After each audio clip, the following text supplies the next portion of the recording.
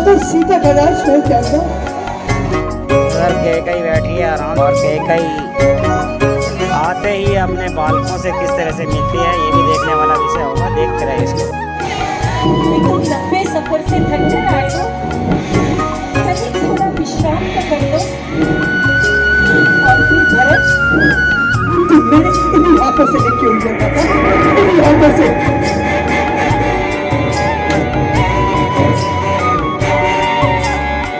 क्या हमारे पीछे दशरथ हमारे आर्टिस्ट लोग अभी थोड़ा सा स्वागत की तैयारी कर रहे हैं, नाव पार कराएंगे।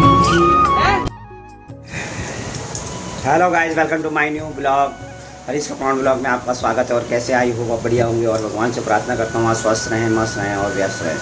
तो दोस्तों, आज तारीख है 26 और फिलहाल मैं हो गया हूँ नहा धोकर रेडी। और आज रामलीला के मंचन का भी 5वां दिन है।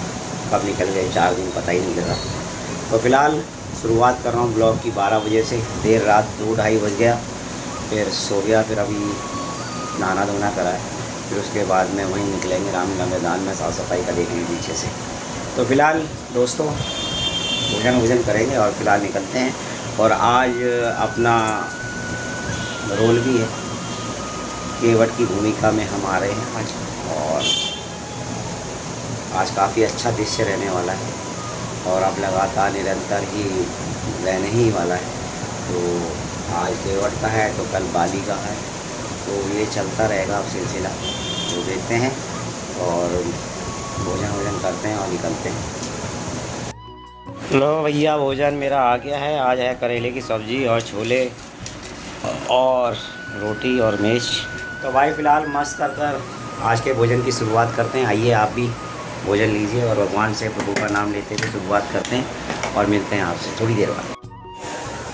तो फिलहाल भोजन हो चुका है और निकलने का वक्त भी। तो निकलता हूँ भाई, बैग वैग थाम दिया।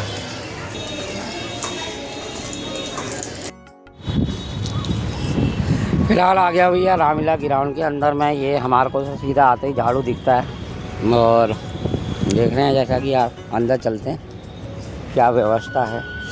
वही कूड़ा करकट बोतलें देख रहे, प्लेटें देखो, ड्राम पूरा भरा हुआ है। इधर गंदगी, प्लेटें यहाँ फेंक रखी हैं। देखिए, और यहाँ देखिए, ये साफ़ सफाई होगी पूरी। तो इन्हीं चीज़ों का निरीक्षण करने के बाद में मैं फिर अपने काम पे निकल जाता हूँ।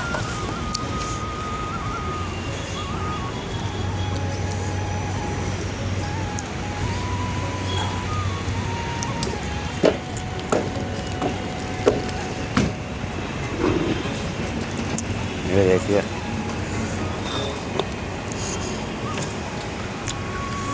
तो यही छोटी छोटी चीज़ें ध्यान रखनी पड़ती है यहाँ।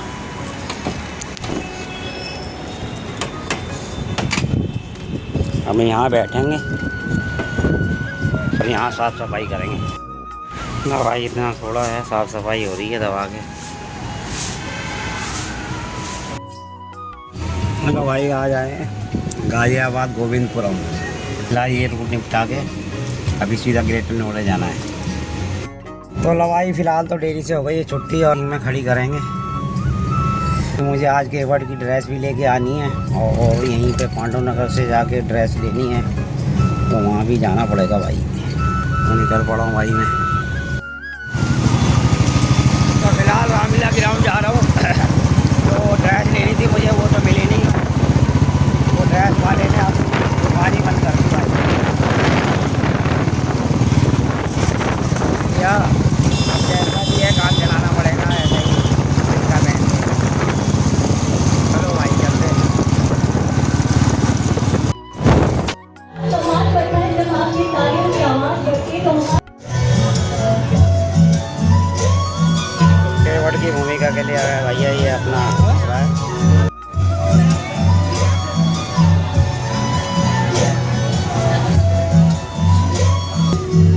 मुझे लगवा दूँगी। अब मूछा लगना बाकी रह गया भाई।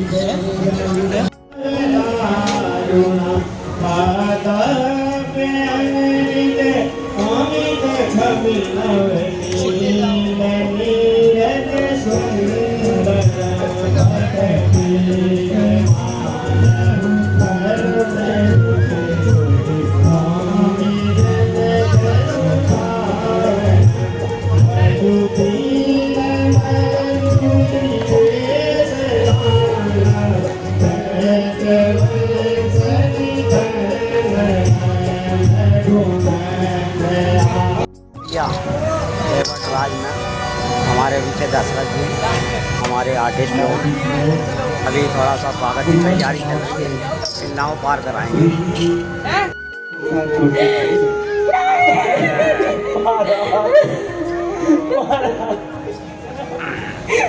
तो भैया दशरथ मरण हो चुका है, पुत्र के वियोग में तड़प तड़प कर दशरथ जी ने अपनी जान दे दी है और श्रवण कुमार का श्राप भी उनको ध्यान आया, जो उनको श्राप मिला था। तो अब भरत को न्योता भिजवाएंगे और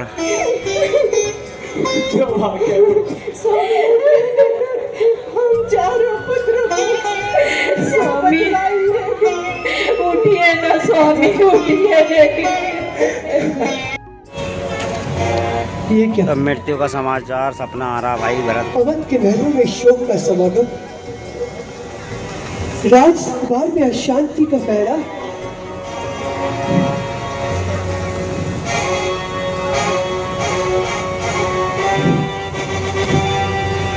नहीं नहीं, ये तो केवल एक स्वप्न है। आखिर इसका क्या विश्वास करना।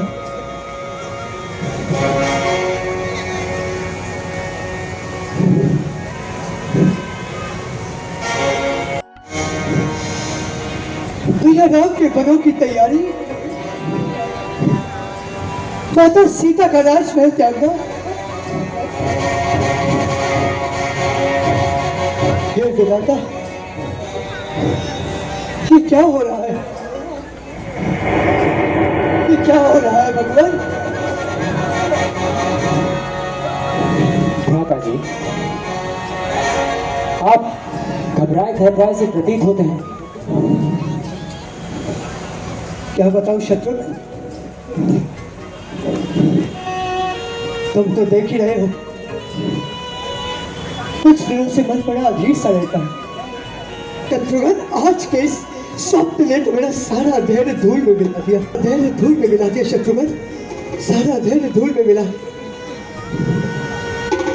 माता जी, स्वप्न की बात तो स्वप्न ही होती है, एक प्रकार की भूल है।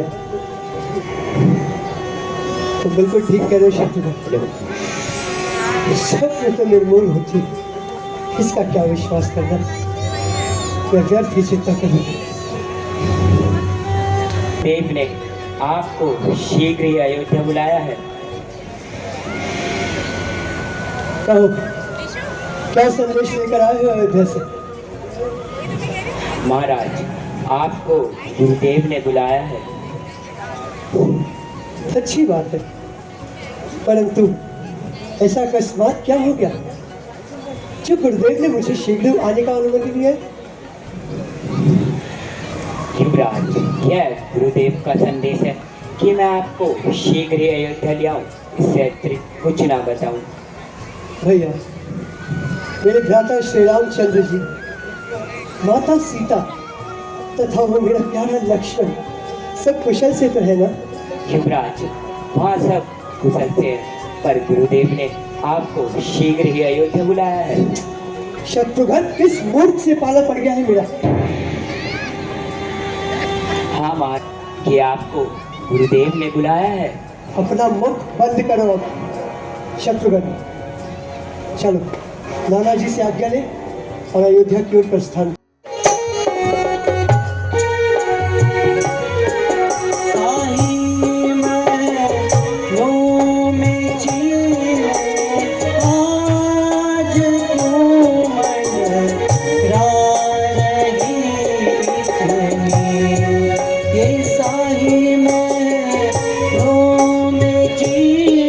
भैया भरत ननिहाल से निकलकर अयोध्या की तरफ जा रहे हैं। उनको जो संदेश भेजा गया है और उनको रास्ते में कुछ ऐसा वातावरण फील हो रहा है जिससे लग रहा है कि अयोध्या में इस तरह से क्या हो रहा है।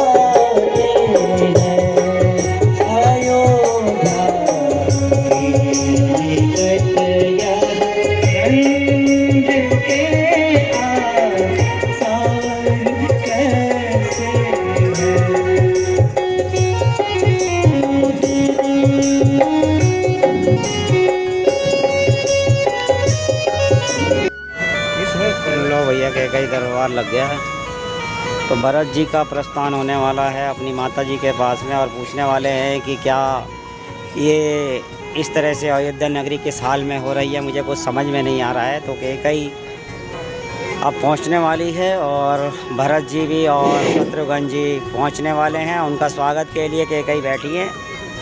आप महारानी जी, महारानी जी, महारानी जी, महारानी जी, महारानी जी, हमारा भरत लल्ला आ गया।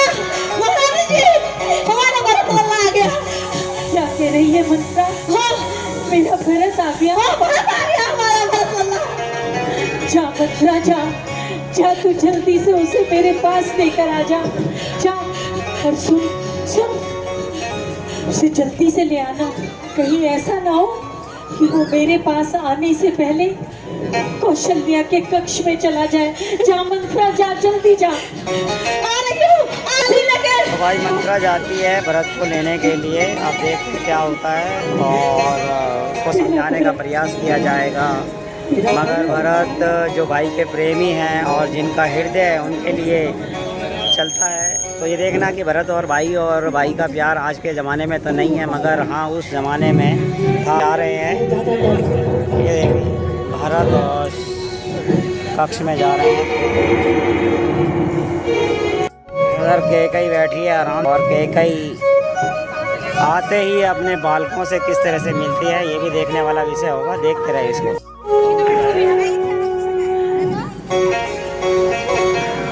प्रणाम मातेश्वरी। प्रणाम मातेश्वरी। आओ भरत, आओ शत्रुघ्न। चुप चुप जियो मेरे लाल, चुप चुप जियो। बोलो।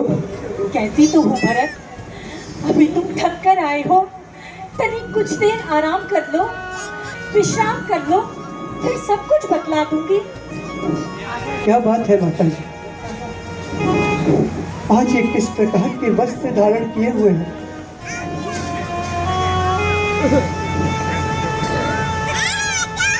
आपके कोमल हाथों में आभूषण भी दिखाई नहीं दे रहे। ये क्या माँ, आज आपकी माँ में सिंदूर भी नहीं है।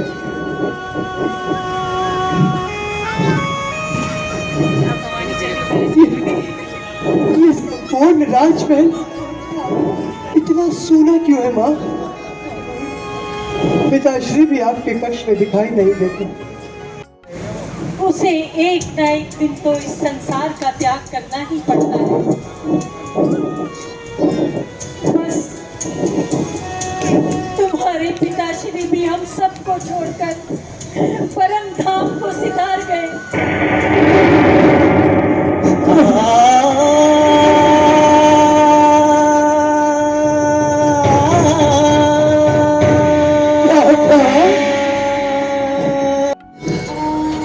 और फिर ये अटल सकते हैं फिर बेटे।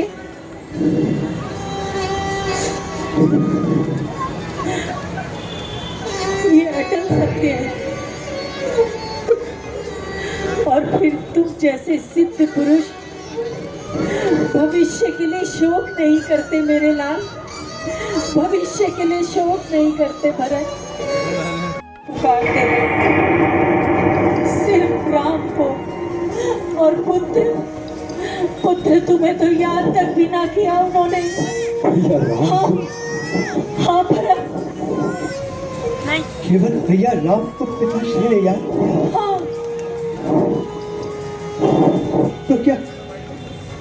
तो क्या भैया राम भी उनके पास नहीं थे? नहीं भरत, नहीं।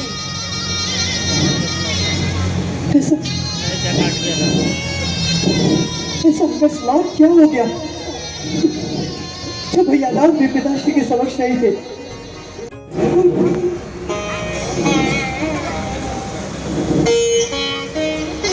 महाराज ने स्वर्ग सिधारने से पहले उन्हें 14 वर्षों का वनवास जो दे दिया था भरत।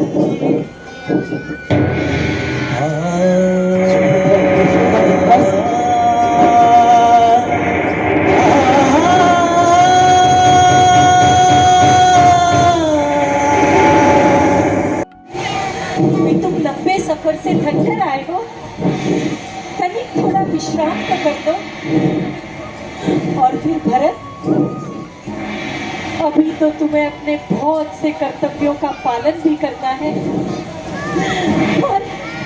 और ये अयोध्या का राजपाट तुम्हें ही तो संभालना है भरत। तुम मेरे इन्हीं हाथों से लिखी हुई है माता, इन्हीं हाथों से।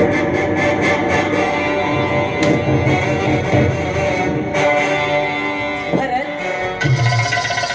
क्या तू उसे प्राण दंड देगा? अवश्य माते, अवश्य।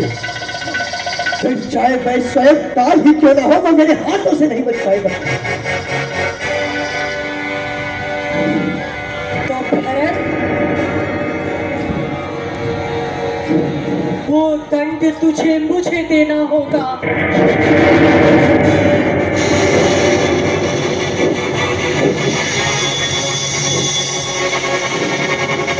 वही है वही जो राम रचदा। मुझे अर्थात ये सब आप कहता है। मैंने ही महाराज से अपने दोनों वरदान जो एक बार महाराज ने मुझे देने को कहे थे, और ये भी कहा था कि रानी कहती अपने दोनों वरदान जब जी चाहे मांग लेना, जब जी चाहे मांग लेना। बस मैंने भी सही मौका पाकर तुम्हारे पिताजी से अपने वो दोनों वरदान पूरे करवा दिए। भरत, तुझे पता है यहाँ अयोध्या में क्या क्या हो गया? राम के लिए 14 वर्ष का वनवास,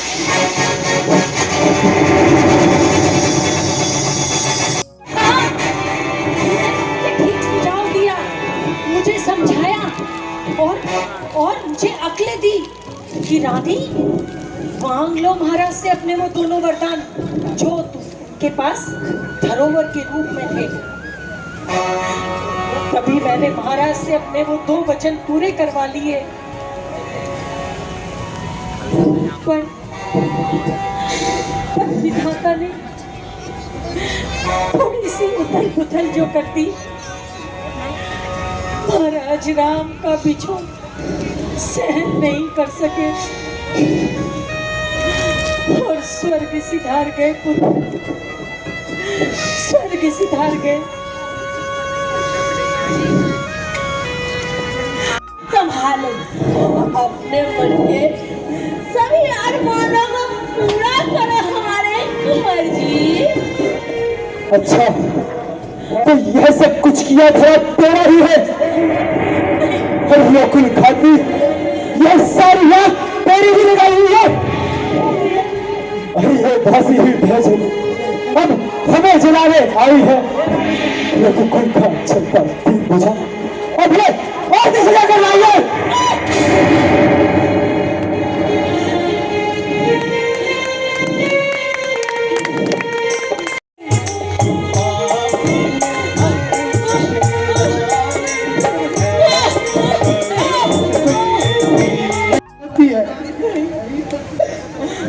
अब तो तुझे माता कहने में भी मुझे लग जाती है। नहीं तू बेटा बेटा कहकर मेरे माथे पर कलंक का टीका ना सजा, मेरे गांव पर यूं तमक ना छिड़क।